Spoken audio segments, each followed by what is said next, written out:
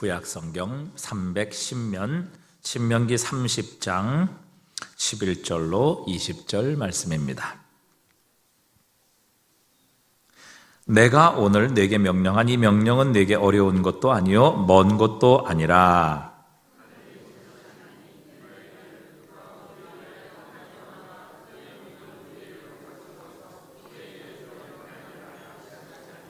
이것이 바다 밖에 있는 것이 아니니 내가 이르기를 누가 우리를 위하여 바다를 건너가서 그의 명령을 우리에게로 가지고 와서 우리에게 들려 행하게 하려 할 것도 아니라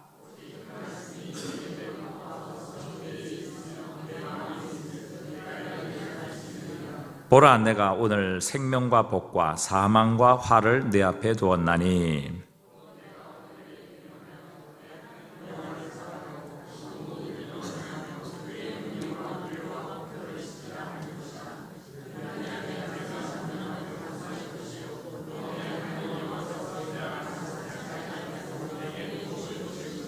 그러나 내가 만일 마음을 돌이켜 듣지 아니하고 유혹을 받아 다른 신들에게 절하고 그를 섬기면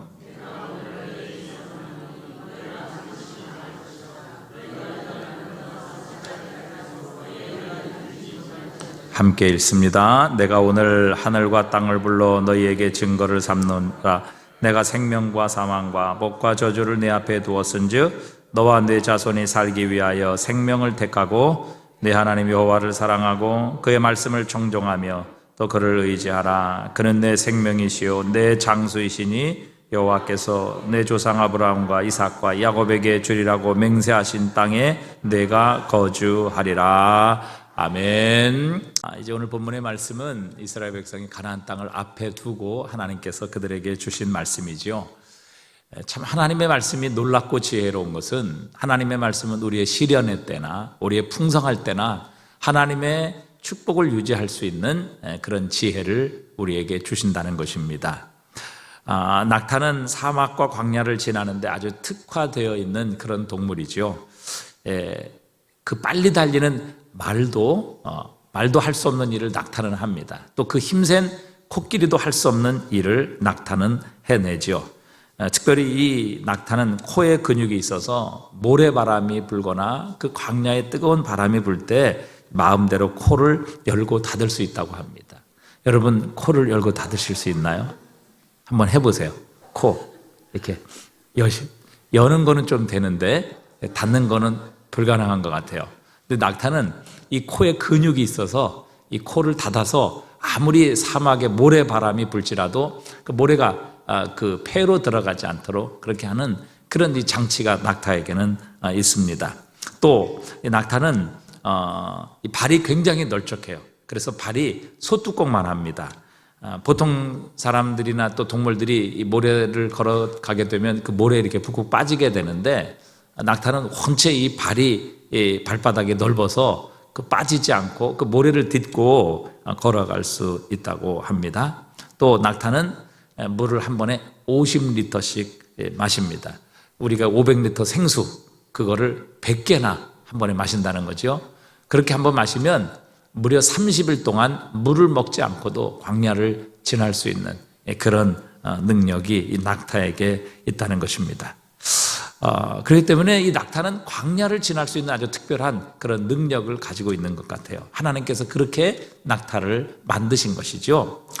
사실 우리는 자꾸 환경을 탓합니다. 뭐 이래서 안 되고 또 저 사람 때문에 안 되고 또 이런 조건이 갖춰지지 않아서 안 되고 이렇게 자꾸 환경을 탓하는데 사실 내가 준비되어 있으면 환경도 문제가 되지 않습니다. 넉넉히 환경도 이길 수 있게 되는 것이죠. 낙타를 보십시오.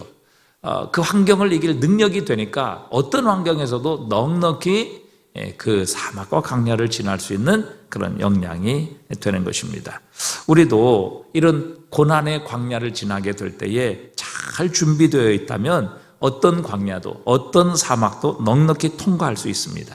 그래서 늘 주님께서는 우리에게 관심을 갖는 것은 우리의 환경이 아닙니다. 우리의 조건이 아닙니다.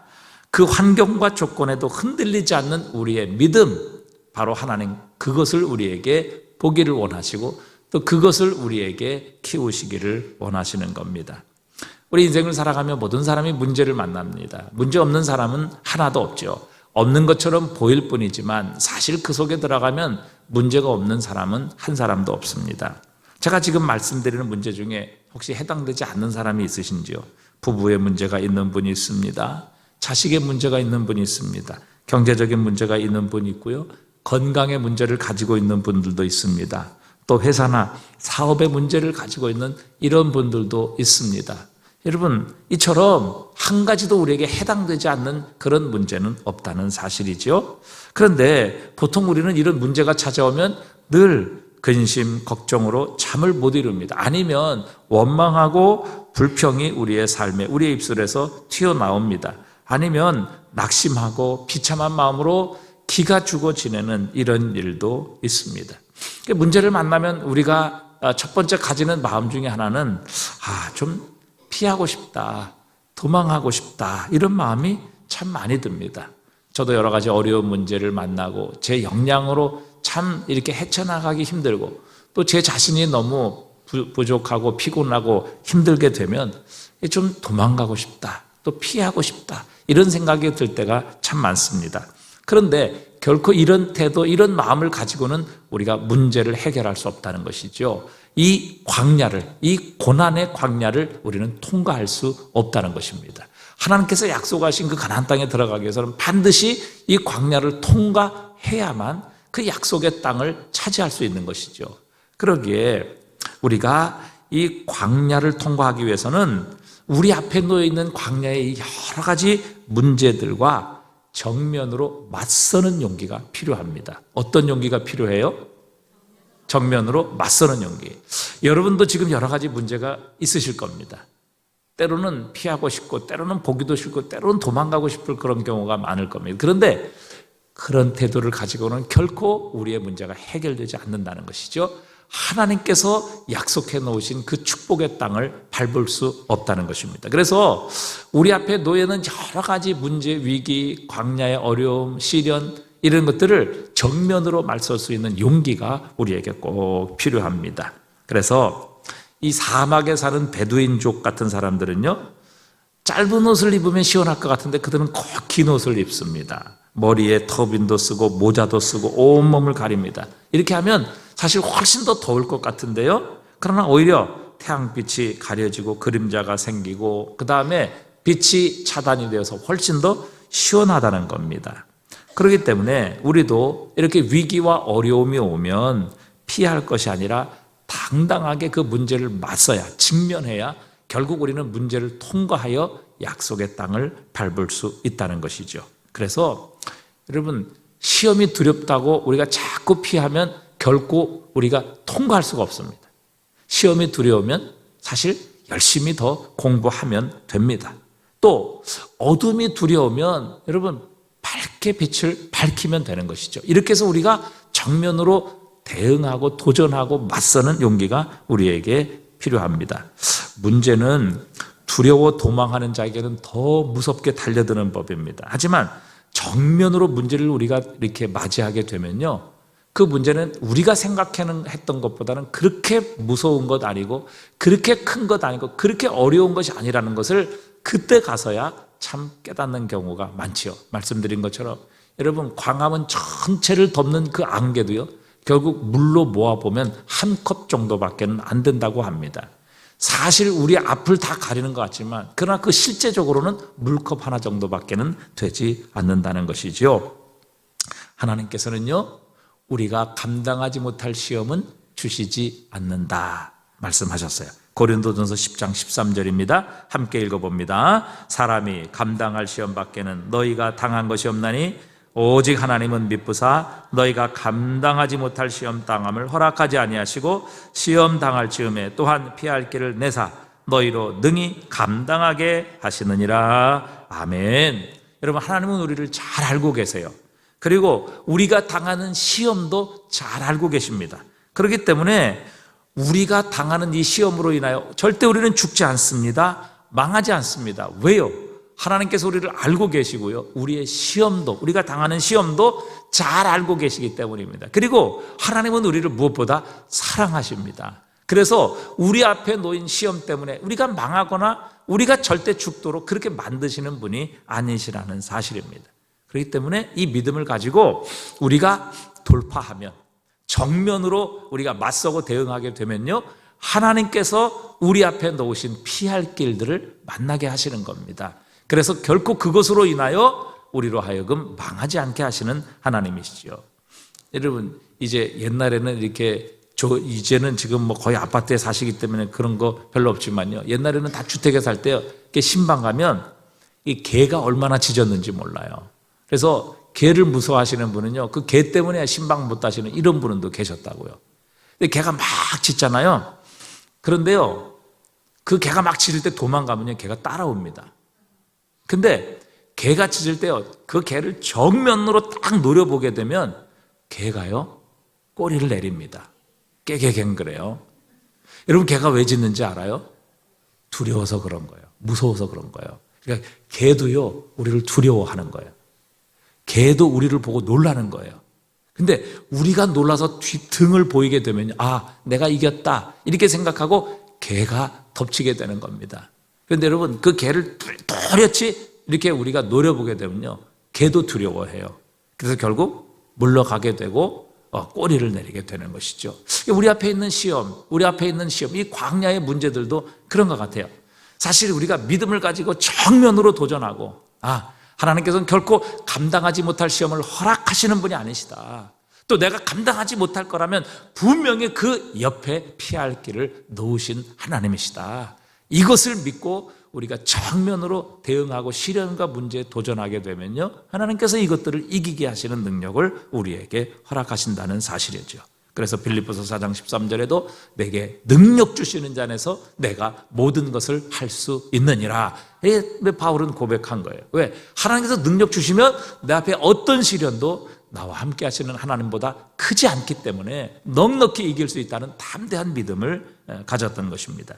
이건 바울이 교만해서 하는 말이 아니에요. 어쩌면 가장 겸손한 고백이기도 하고, 그의 모든 힘과 능력의 원천이 자신의 지혜, 자신의 능력에 있는 것이 아니라 자신을 구원하시고 자신에게 능력을 주시는 예수 그리스도에 있다는 최고의 영광의 찬양이며 고백인 것입니다. 그러기에 여러분, 우리가 시련의 이 위기를 잘 극복하게 되면 하나님께서 우리를 위해 예비하신 그 축복의 땅, 가나안 땅을 밟을 수 있게 되는 겁니다. 우리가 누리는 많은 문명의 이기들이 사실 이 시련을 통해서 우리에게 주어진 것들이 참 많습니다. 특별히 가장 위급하고 힘든 전쟁의 시기에 대부분 만들어진 겁니다. 여러분, 우리가 여름에 선글라스 쓰고 다니잖아요. 사실 이것은 1차 세계대전 때에 비행기 조종사들이 햇볕에 눈이 부셔서 그들이 쓰고 다녔던 것이 바로 이 선글라스예요. 거기서 선글라스가 처음 만들어지게 된 겁니다.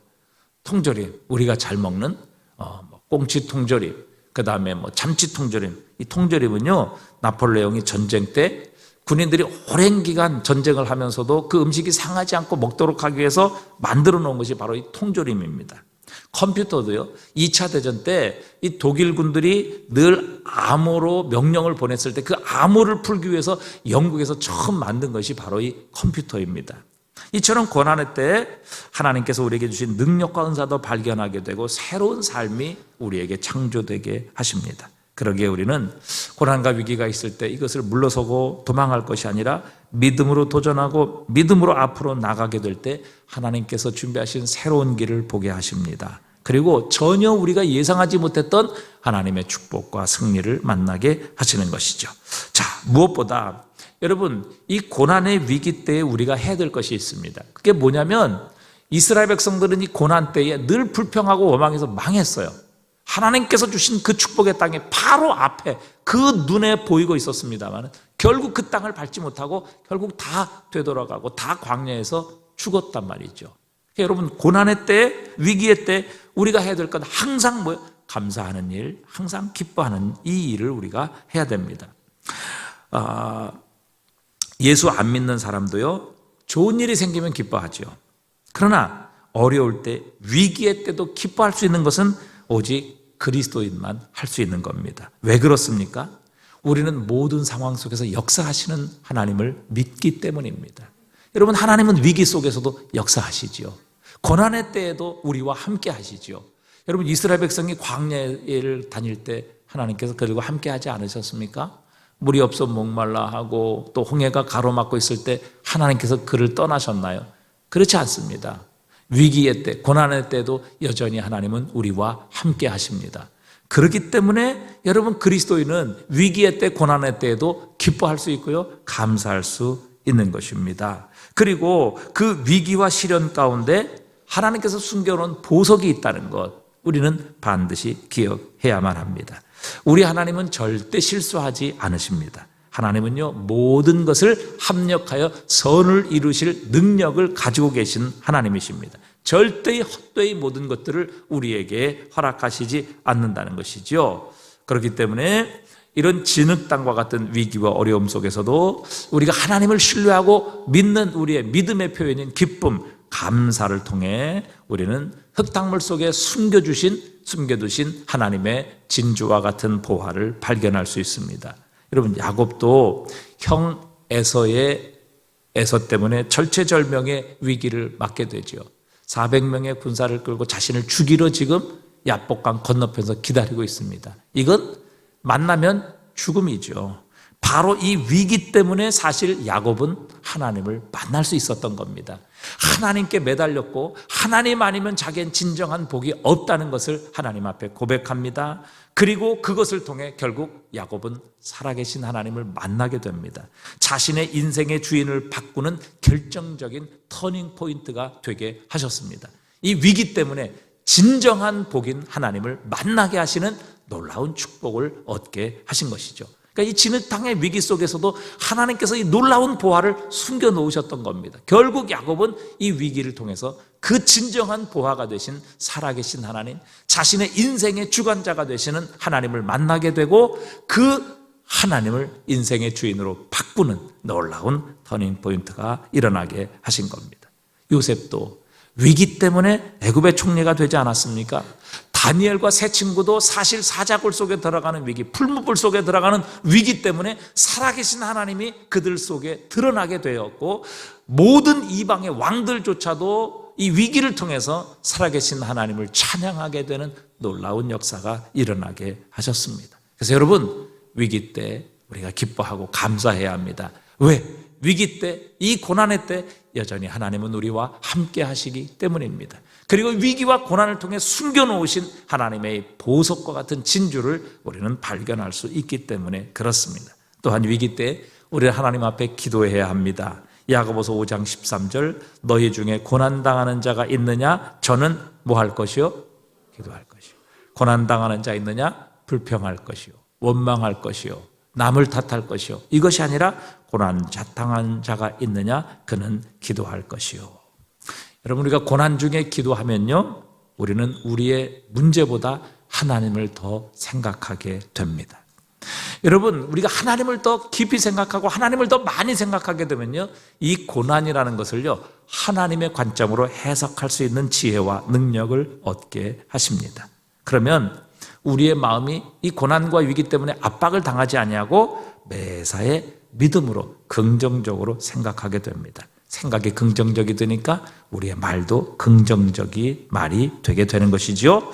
인생을 보는 눈이 달라지고 사람을 대하는 태도가 달라지게 되는 것입니다. 그래서 우리가 고난의 때, 위기의 때 하나님께 기도하면요, 하나님을 향한 믿음이 우리의 속에 들어오게 되고, 그 하나님을 더 많이 생각하게 될 때 우리 속에 있는 이 부정적인 생각, 불평, 원망들이 우리에게서 쫓겨나는 겁니다. 마치 주사기를 보면, 이런 주사기에 약물을 이렇게 쫙 빨아들이게 되면 그 안에는 공기가 다 빨려 나가는 겁니다.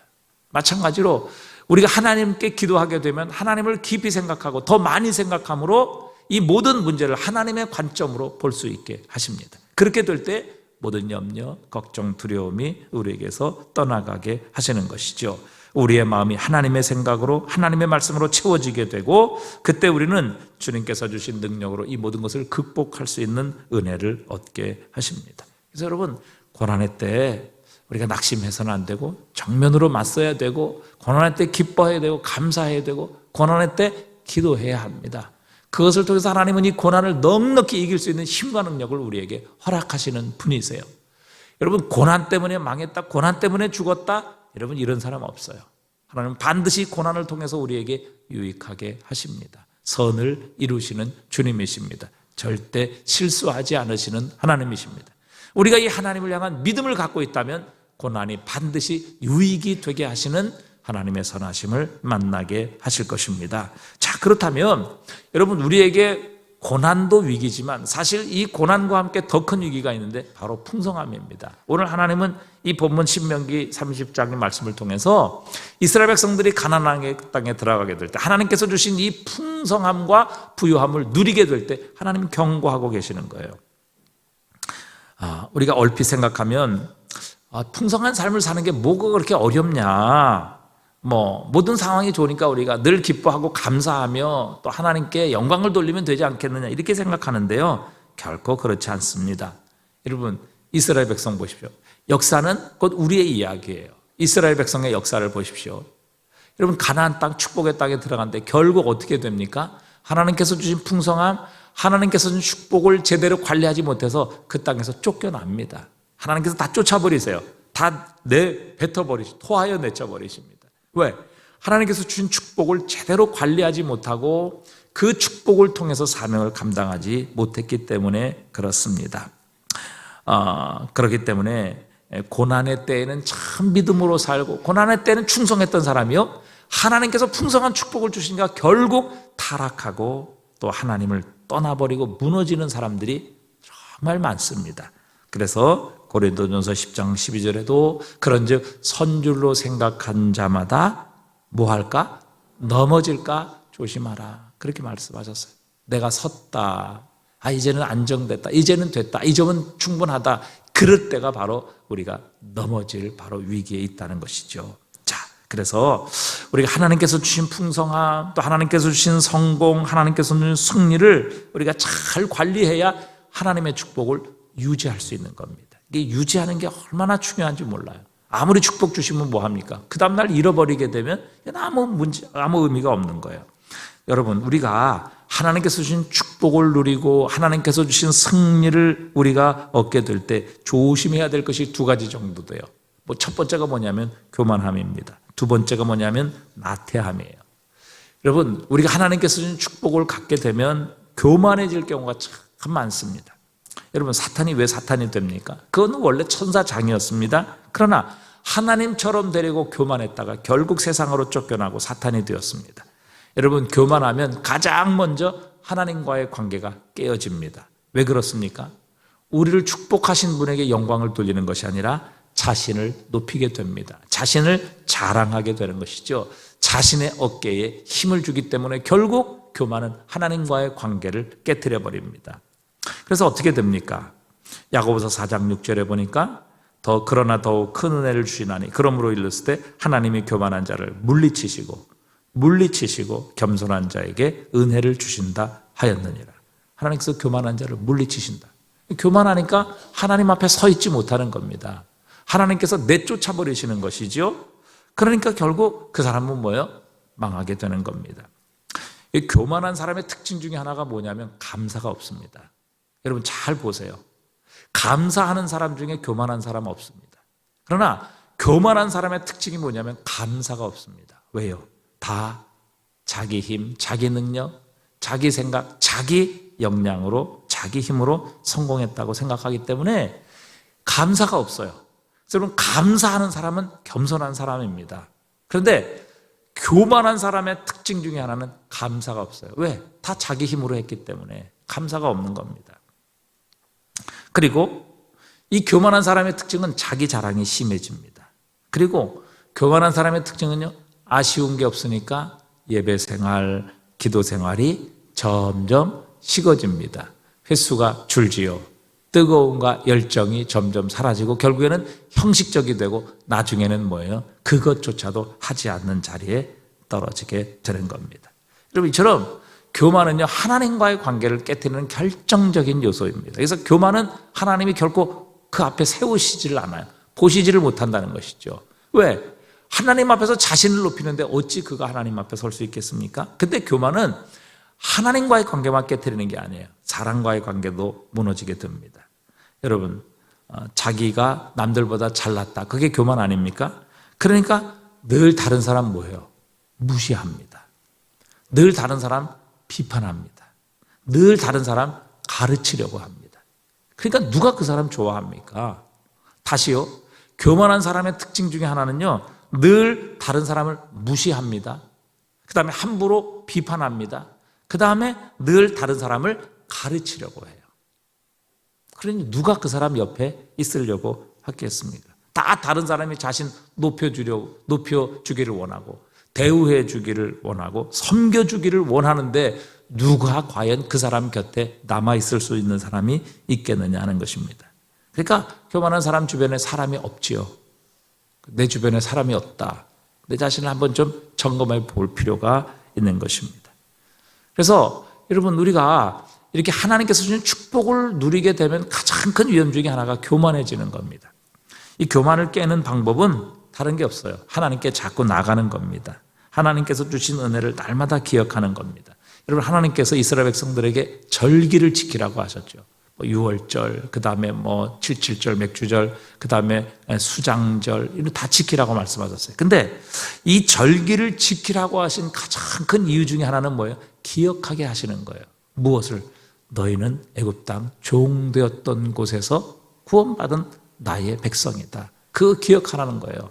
너희가 지금 이렇게 잘 살고, 너희가 풍요롭게 살고, 너희가 부족함이 없고, 모든 백성들에게 높임을 받고, 모든 대적들이 너에게 굴복하는 거, 너희가 잘 돼서, 너희가 잘나서 그런 게 아니라 너희는 원래 애굽 땅 노예였던 사람들이야. 내가 너희를 구원해서 내 백성을 삼았기에 너희가 지금 이 땅의 축복을 누리는 거야. 그거 기억하라고 하나님께서 절기를 지키라고 말씀하시는 거예요. 그래서 그 절기를 지키면서 그들은 늘 하나님 앞에서 겸손해질 수밖에 없는 겁니다. 왜? 나는 애굽 땅 종되었던 자였는데 하나님께서 놀라운 기적과 능력과 구원으로 내가 지금 이 축복의 땅, 이 젖과 꿀의 땅에 이르게 되었다. 그거죠. 여러분, 우리가 날마다 주님 앞에 나와 예배드리는 이유 중에 하나는 뭡니까? 내가 어떤 자였는데 어떻게 그리스도 예수의 십자가의 공로로 구원을 받아 하나님의 자녀가 되는 이 놀라운 특권과 은혜를 얻게 되었는가? 이제 하나님이 내 아버지가 되시고 그분이 나의 모든 삶을 책임져 주시는, 무엇을 먹을지 마실지 입을지 걱정하지 않도록 하나님께서 친히 나의 아버지가 되시는 이 놀라운 특권과 축복을 누리게 된, 그리고 하나님의 나라의 백성이 되는 이 놀라운 축복을 얻게 된 것이 과연 무엇 때문인가? 내가 잘나서인가? 내가 의로워서인가? 내가 하나님 앞에 선한 일을 행해서인가? 아니라는 것이죠. 우리는 애굽 땅 종되었던 것, 원래는 우리의 죄로 인하여 마귀와 사탄과 사망의 종노릇하였던 자들이라는 것이죠. 그러나 그리스도 예수의 십자가로 말미암아 나의 신분이 변화되고 나의 운명이 변화되고 나의 능력이 변화되는 이 놀라운 축복을 얻게 되었다는 것, 우리는 예배를 통해서 이것을 기억하는 겁니다. 그렇게 될 때 우리는 절대 하나님 앞에 교만할 수가 없는 것이죠. 바울의 고백처럼 나의 나된 것은 하나님의 은혜로라, 이렇게 고백할 수밖에 없는 것입니다. 그래서 우리가 하나님 앞에 이렇게 늘 예배를 드리고 구약의 절기를 지킴으로 자신의 옛 모습, 내가 옛날에 어떤 모습이었는데, 내가 얼마나 참 가난하고 비참한 인생이었는데 하나님께서 나 같은 죄인을 이렇게 구원하셔서 여기까지 이 풍성한 삶으로 인도하셨는가 기억하게 되면 여러분, 우리는 교만할 수 없죠. 어떻게 교만할 수 있습니까? 또 우리가 이렇게 거룩하신 하나님 앞에 날마다 우리의 자신을 세우게 되면요, 내가 얼마나 죄악 덩어리인지, 죄악 그 자체인지를 우리는 발견하게 됩니다. 저도 새벽마다 하나님 앞에 기도하며 그 하나님 앞에 정말 제 자신의 모습, 제 과거의 모습을 돌아보면 이거는 죄악 덩어리예요. 완전히 죄인 중에 괴수라고 고백할 수밖에 없는 그런 자신의 모습을 돌이켜볼 때 어찌 제 자신을 자랑하고 제 자신을 하나님과 사람들 앞에서 높일 수 있겠습니까? 오직 높일 수 있는 것, 예수 그리스도의 십자가의 은혜밖에는 없는 것이죠. 그렇기 때문에 여러분, 우리가 풍성해지면, 우리가 무엇인가를 가지면요, 그 가진 것 때문에, 지난주에도 말씀드린 것처럼 우리가 돈을 가지거나 권력을 가지거나 힘을 갖게 되면요, 그 가진 것 때문에 내 죄가 가리워지고 보지 못할 경우들이 참 많아요. 그러나 하나님께서는 결코 그것 때문에 우리를 의롭다고 하시고 그것으로 인하여 우리가 구원을 얻는 것이 아님을 하나님은 늘 깨닫게 하십니다. 여러분, 우리가 가지고 소유하는 이것 절대 영원하지 않습니다. 그것이 우리를 영원히 지켜줄 수 없고 우리의 죽은 영혼을 다시 살리실 수 없습니다. 그렇기 때문에 여러분, 참 풍성하고 하나님께서 축복하셨을 때, 그것도 정말 풍성하게 축복하셨을 때, 이 참 위험한 때입니다. 그래서 우리가 교만하지 않도록 하나님 앞에 늘 우리의 자신을 돌아보고 우리의 과거를 기억하는 것, 하나님 앞에 내 자신을 세우는 것, 이게 참 중요합니다. 또 여러분, 우리가 성공하게 되면 도전 정신을 잃어버리죠. 늘 게을러집니다. 오래전 미국의 플로리다의 한 해변에서 수많은 갈매기들이 떼죽음을 당한 적이 있었습니다. 그래서 갈매기도 갑자기 왜 죽었는가, 그 원인을 조사하는 조류학자들이 나와서 왜 이 갈매기들이 떼죽음을 당했는가 이렇게 조사를 하다가 뜻밖의 이유에 깜짝 놀라게 됩니다. 그 플로리다 해변에는 새우잡이 배들이 드나드는데 이제 갈매기들이 고기는 잡지 않고 어부들이 그물을 털 때에 그 땅에서 떨어지는 새우를 늘 먹었다고 합니다. 그런데 기후변화로 인해서 더 이상 그곳에 새우가 잡히지 않게 된 겁니다. 그러니까 새우잡이 배들이 다 더 남쪽으로 철수를 하게 된 것이죠. 그러자 그곳에서 늘 배에서 떨어지던 새우를 먹던 갈매기들이 더 이상 새우를 먹을 수 없게 되자 집단으로 굶어 죽은 겁니다. 그러니까 바다의 먹이가 되는 수많은 물고기들이 있었음에도 불구하고 그동안 뭐예요? 이 어부들이 잡아온 그 새우 공짜 먹이에 익숙해져 있던 이 게으른 갈매기들이 결국에는 먹이 잡는 수고 대신 굶어 죽는 쪽을 선택한 겁니다. 여러분, 이 얼마나 무서운 겁니까? 이 골프 천재 타이거 우즈가 한참 성공해서 유명해졌을 때 농구 천재인 마이클 조단이 이렇게 조언을 했다고 합니다. 사람들이 아무리 널 칭찬해도 자만하지 말고 계속 열심히 연습해라. 열심히 연습해라. 그래서 타이거 우즈는 하루에 2만 번씩 스윙을 했다고 하지 않습니까? 그것도 제일 잘 나갈 때. 그래서 여러분, 성공에 도취되면 우리가 도전 정신을 잃어버릴 경우들이 참 많습니다. 게으러질 경우가 참 많다는 것이죠.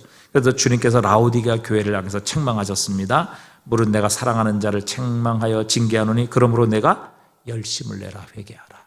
열심을 내라 회개하라. 라오디게아 교회에 책망하셨어요. 근데 왜 하나님께서 라오디게아를 이렇게 책망하셨는가?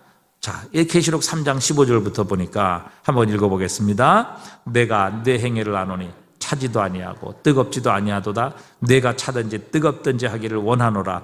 내가 이같이 미지근하여 뜨겁지도 아니하고 차지도 아니하니 내 입에서 너를 토하여 버리라.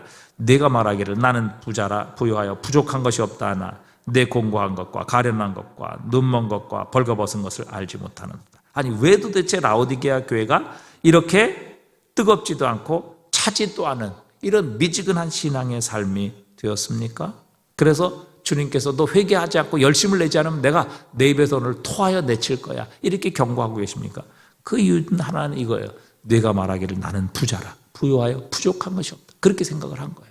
그러니까 더 이상 뭐예요? 열심을 낼 필요도 없고 뜨거워질 필요도 없고. 왜? 나는 부자라서 부족한 것이 없기 때문에. 그런데 그게 부자고 부족한 것이 없는 것이 아니라 영적으로 볼 때 너무 가난한 것, 헐벗고 다 지금 벌거벗고 있다는 것을 하나님께서는 영적인 눈으로 그들을 보고 계셨던 겁니다. 여러분, 육적인 부유함과 영적인 부유함은 결코 비례하지 않습니다. 오히려 영적인 부유함이 그들의 영적인 비참함, 가난함, 벌거벗음을 유발시켰다고 그렇게 주님은 책망하고 있는 것입니다. 그들이 스스로 부자라고 부족한 것이 없다고 그렇게 생각했기 때문에 그들은 아무 노력할 필요가 없었어요. 더 뜨겁게 기도할 이유도 없었던 것입니다. 하나님께 더 구할 필요도 없었어요. 그러니까 어떻게 됩니까? 차지도 않고 덥지도 않고 미지근한 그런 신앙으로 계속해서 나가다 보니까 주님께서 너 열심을 내지 않으면, 다시 너 회개하지 않으면, 이 자리에서 회개하지 않으면 내가 너를 토하여 내칠 거야, 그렇게 하나님 경고하고 계시는 것이죠. 여러분, 부흥하는 교회와 성도의 특징이 뭔지 아십니까? 그들에게는 갈망이 있습니다. 그들에게는 사모함이 있습니다. 그들에게는 가난한 마음이 있습니다. 바로 그 심령에 주님께서 은혜를 부어주시고 성령을 부어주실 때 그곳에서 하나님의 성령의 부흥의 역사가 일어나게 하시는 겁니다. 오늘도요, 하나님을 향해 사모하고 갈망하는 영혼을 하나님이 채워주십니다. 그래, 나는 부자라 부족한 것이 없다, 뭐 그런 분은 여기 나오시지도 않았겠지요. 그러나 우리가 그런 마음을 가지고 하나님 앞에 선다면 하나님께서 채우실 것도 없다는 것을 우리는 기억해야 합니다. 주님의 은혜가 아니면 살 수 없습니다. 주님, 정말 목마른 사슴이 목숨을 걸고 시냇물을 찾는 것처럼 주님의 은혜가 아니면 살아갈 수 없습니다. 이 갈급함, 이 사모함, 이 가난한 마음을 가지고 주님 앞에 나갈 때 우리는 비로소 하나님의 성령의 은혜를 받을 수 있게 되고 그 성령의 은혜만이 우리의 삶을 회복시키시고 부흥시키는 하나님의 능력이 되는 것입니다. 오늘도 사모하는 영혼을 가진 분들 복이 있습니다. 갈망하는 마음, 정말 가난한 심령으로 하나님 앞에 서는 분은 복이 있습니다. 왜? 하나님의 부요함, 하나님의 풍성함, 하나님의 성령으로 채워주실 것이기 때문입니다. 하나님께서 사모하는 영혼을 좋은 것으로 채워주시는 분이십니다. 마지막 결론을 맺습니다. 여러분, 우리가 이 하나님께서 주신 축복을 유지하고 잃어버리지 않고 교만하지 않고 나태해지지 않기 위해서는요, 하나님께서 주신 이 축복을, 물질을, 성공을 흘려보내는 삶을 살아야 우리는 교만을 피하고 나태함을 피할 수 있습니다. 부모는 항상 똑똑하고 능력이 있어서 자기 앞가림을 잘하는 자랑스럽습니다. 그러나 몸이 약하거나 공부를 못해 늘 뒤처지는 아이에게 더 마음이 있습니다. 더 안쓰러운 법이지요. 그러기에 부모가 가장 기뻐하는 일 중에 하나는요, 가진 형제가 가지지 못한 형제를 도와주는 겁니다. 흘려보내는 겁니다. 섬기는 것이죠. 그리고 우리가 하나님께서 바로 그 기뻐하시는 그 일을 할 때에 우리의 가슴에는 세상과는 비교할 수 없는, 어떤 것과도 바꿀 수 없는 하나님의 기쁨이 우리에게 흘러 들어오게 하시는 겁니다. 잠언 19장 17절에 가난한 자를 불쌍히 여기는 것은 누구에게 구워드리는 것이에요? 여러분, 하나님께 구워드리는 것이다. 여러분, 하나님께서 우리에게 빚졌는데 가만히 있으시겠어요? 갚지 않으시겠습니까? 하나님은 여러분 1000배, 10,000배로 우리에게 갚아주시는 하나님이십니다. 내가 번 돈인데 내가 마음대로 써도 되지 않겠느냐? 내가 일해서 번 돈인데 나를 위해서 쓰면 되지 않겠느냐? 여러분, 그렇지 않습니다. 이거 하나님께서 잠시 우리에게 다 맡겨주신 것이죠. 우리가 돈을 인생의 목표로 삼지 말아야 될 것은 그것이 결코 우리의 영혼을 만족시킬 수 없습니다. 여러분, 역사상 최고의 부자였던 솔로몬이 내린 결론이 뭡니까? 자기 할 수 있는 것 모든 것 다 해봤다는 거죠. 자기 가질 수 있는 모든 것 다 가져봤다는 겁니다. 근데 결국 인생의 결론이 뭐예요? 헛되고 헛되며 헛되고 헛되니 모든 것이 헛되도다. 그것으로는 자기의 영혼의 만족을 얻을 수 없었다는 것이죠. 그것으로 인하여 하나님의 구원을 살 수는 없었다는 것입니다. 우리는 돈을 사랑하고 돈을 섬기는 것이 아니라 돈을 사용하고 하나님의 영광을 위하여 다스려야 합니다. 그래야 하나님께서 주신 축복을 우리는 유지할 수 있는 겁니다. 여러분, 몇 번을 말씀드렸습니다만 우리가 잘 아는 록펠러는 33세에 백만장자가 됐습니다. 43살에 미국에서 가장 큰 회사를 일구었고 53살에 세계 최고의 부자가 되었습니다. 성공의 정점에서. 그러나 그는 밀로피시오 병에 걸리게 되죠. 머리카락과 눈썹이 빠지고 온몸이 점점 말라갔습니다. 1년을 넘기기 어렵다는 의사의 사형 선고를 받습니다. 허무한 무력감에 빠지게 되죠. 너무 사업이 잘 돼서 하루에 100만 불씩 벌었습니다. 그런데 세계 최고의 부자가 되고 하루에 100만 불씩 번들, 여러분 1년도 살지 못하는 록펠러에게 무슨 의미가 있겠습니까? 그는 결국 돈이 전부가 아니라는 것을 깨닫습니다. 그리고 하나님께서 자신의 모든 것이 되심을 고백합니다. 하나님 앞에 엎드리기 시작했고 하나님 앞에 기도하기 시작했습니다. 기도와 함께 새로운 새벽을 맞이하게 되지요. 하나님께서 그날 밤에 록펠러에게 은혜를 주신 겁니다. 그는 눈물로 하나님을 찬송하고 하나님께서 모든 주신 은혜임을 고백하며 하나님을 찬양하며 새 아침을 맞습니다. 그 후 자신이 얼마 남지 않은 인생을 하나님께서 기뻐하시는 삶을 살기로 결심합니다. 그래서 그는 뉴욕에 있는 리버사이드 교회를 건축하게 됩니다. 뉴욕에 있는 리버사이드 교회, 너무 커서 저거를 한 사진에 담을 수가 없을 정도예요. 어마어마하게 큰 교회입니다. 저 교회 록펠러가 자신의 돈으로 하나님께 헌당을 해드립니다. 록펠러 재단을 세워서 돈이 없어 치료받지 못하는 가난한 환자들을 위해 자신의 재산을 기부합니다. 또 많은 대학을 세우지요. 그러자 거기서 놀라운 일이 발생합니다. 그렇게 나누고 하나님께서 주신 축복을 흘려보내기 시작하자 밥도 잘 먹습니다. 잠도 잘 자기 시작합니다. 마음의 평안이 임하게 됩니다. 병세가 급속도로 호전됩니다. 그래서 55세 55살을 넘기기 어려울 것이라는 의사의 진단에도 불구하고 그때로부터 43년을 더 삽니다. 98살에 하나님의 부름을 받습니다. 만약에 록펠러가 그 돈 자신의 생명처럼 여기고 그것을 정말 자신을 구원할 것이라고 끝까지 집착하고 껴안았다면 그는 1년 안에 죽었을 겁니다. 그런데 하나님의 뜻을 깨닫고 자신에게 하나님께서 맡겨주신 것이라는 이 믿음을 가지고 하나님께서 주신 축복을 흘려보내게 되자 하나님께서 그의 마음의 평안을 주셨을 뿐만 아니라 그에게 건강도 그리고 그에게 진정 하나님의 축복을 흘려보내는 기쁨도 주셔서 록펠러를 통해서 하나님께서 많은 큰 일을 행하시고 많은 영혼을 구원하시고 하나님께서 영광을 받으시게 된 겁니다. 이사야서 58장 10절입니다. 다 함께 읽어보겠습니다.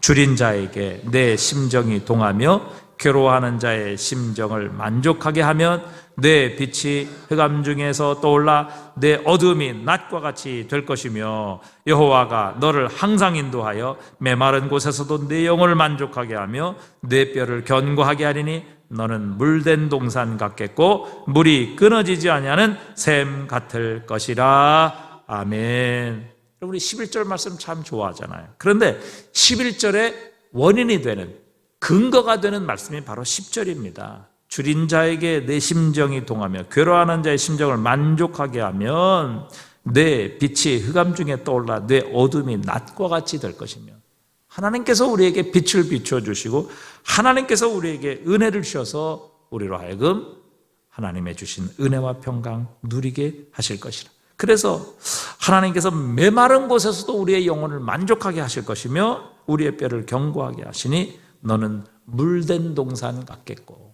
그리고 물된 동산, 가물어도 걱정이 없죠. 왜? 저수지가 있는 동산에 뭐가 걱정이 있겠습니까?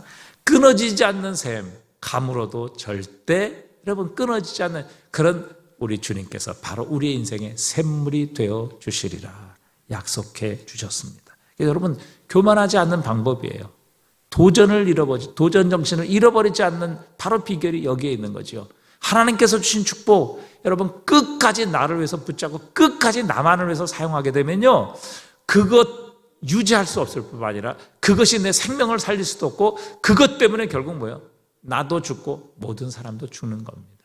그러나 하나님께서 주신 축복을 흘려보내면요 교만해지지 않을 수 있고요 늘 도전 정신을 가지고 하나님의 사역 감당하고요 하나님의 기쁨이 우리의 삶에 임하고요 하나님의 진이 우리의 물된 동산 물이 샘이 마르지 않는 그런 샘이 되어 주시리라 우리에게 약속하고 계시는 겁니다.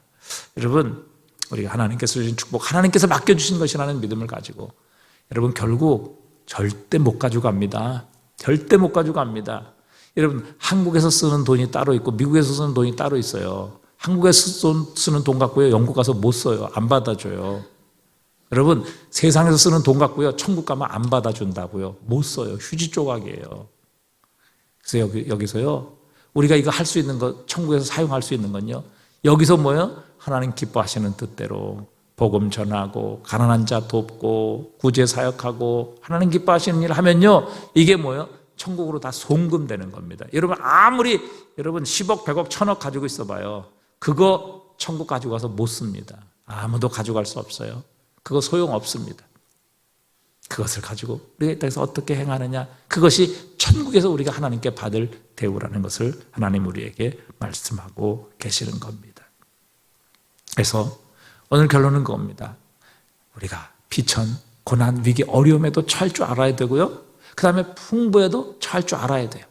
그래서 바울의 고백 우리 빌립보서 4장 12절입니다. 우리 함께 읽어보도록 하겠습니다. 빌립보서 4장 12절 나는 비천에 처할 줄도 알고 풍부에 처할 줄도 알아 이 모든 일고 배부름과 배고픔과 풍부와 궁핍에도 처할 줄 아는 일체의 비결을 배웠노라 내게 능력 주시는 자 안에서 내가 모든 것을 할 수 있느니라. 여러분 이게 우리의 믿음이 되어야 된다고요. 여러분 가난하고 비천하고 시험에 처할 때는 늘 비굴해하고 늘 원망하고 불평하고 하나님 원망하고 다른 사람 탓하고 여러분 이 그리스도인의 자세가 아니죠. 또 하나님께서 축복하시니까 교만하고 나태해서 하나님한테 너 열심을 내지 않으면 내가 내 입에서 너 토하여 내칠 거야. 또 하나님께서 겸손한 자에게 은혜를 주시지만 교만한 자 물리치신다고 말씀하셨는데 맨날 그런 대상이 되어서는 안 되겠죠. 바울의 고백처럼 비천에 처할 줄도 알아 비천에 처하지만 절대 비굴해지지 않냐고 믿음으로 하나님 앞에 당당한 모습으로 그 시련과 위기를 도전하며 직면하며 나와 함께 하시는 그 하나님의 능력으로 우리가 넉넉히 이 모든 것들을 이겨나가는 이 믿음, 담대한 믿음, 풍부에 처했지만 그냥 그것으로 인하여 교만하거나 자만하지 아니하고 그것을 가지고 하나님 사역 멋지게 감당하며 하나님의 나라와 복음을 위해 사용하게 될 때에 여러분, 우리는 내게 능력 주시는 자 안에서 내가 모든 것을 할 수 있느니라, 이 고백이 우리의 고백이 되게 해 주실 겁니다. 여러분, 지금 여러분이 고난의 광야를 통과하고 있다면 결코 이것으로 인하여 낙심하고 좌절하고 비굴하고 원망하고 불평할 것이 아니라 기뻐하고 감사하며 하나님 앞에 기도할 것이며 그 고난 가운데 숨겨진 하나님의 보화를 발견해야 될 것이고, 여러분 지금 하나님 주신 풍성함과 축복 속에 있다면 그것으로 인하여 교만하거나 나태해질 것이 아니라 오히려 하나님께서 주신 이 축복을 흘려버리는 축복의 통로가 되면 하나님께서 여러분 그 축복을 견고히 지켜주실 것입니다. 그리고 더 풍성하게 하실 것이며 더 큰 일 감당하게 하실 것입니다. 비천에 처할 줄 알고 비천에 처할 줄도 알고 풍부에 처할 줄도 알아. 이 모든 일고 배부름과 배고픔과 풍부와 궁핍에도 처할 줄도 아는 일체의 비결을 배웠노라. 내게 능력 주시는 자 안에서 내가 모든 것을 할 수 있느니라. 이런 믿음의 자리로 나갈 수 있는 저와 여러분 되시기를 주님의 이름으로 축복합니다.